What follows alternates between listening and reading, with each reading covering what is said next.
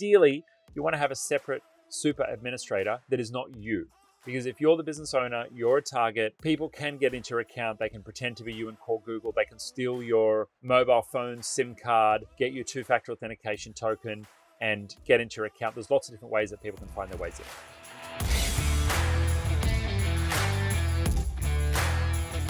Can you create documents or app scripts on free Google Workspace admin account? Short answer is no.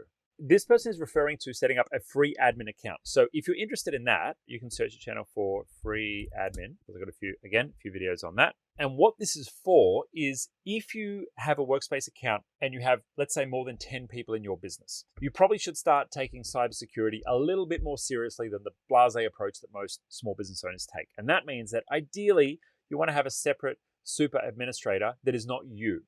Because if you're the business owner, you're a target, people can get into your account, they can pretend to be you and call Google, they can steal your mobile phone SIM card, get your two-factor authentication token, and get into your account. There's lots of different ways that people can find their ways in. The thing is that a separate Google admin account will protect you from like 99% of those. It's a bit more of a pain that every time you want to change admin settings, you've got to go and sign into a different account, but it is best practice. So what you can do using a feature called Google Identity Service, well, it's technically Google Cloud Identity. What you can do is you can create an admin user which doesn't have a mailbox, and so you don't have to pay for the account. Very cool. So you switch on Google Cloud Identity, and I've got guides on how to do that here on the channel, and then create as many accounts as you want. And so if you need to use, for example, like a single sign-on and you want to grant users access to an app, but they don't need a mailbox, you don't have to pay. Now, can this person create documents?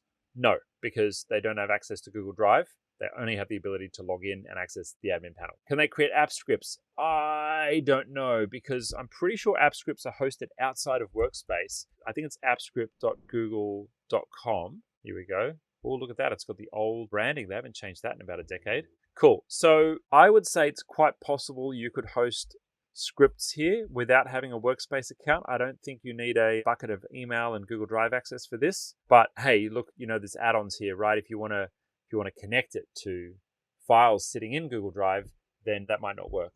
If you need more help with what we've covered in this video, itGenius provides support services to businesses all over the world with problems just like this. Click the link below to get started.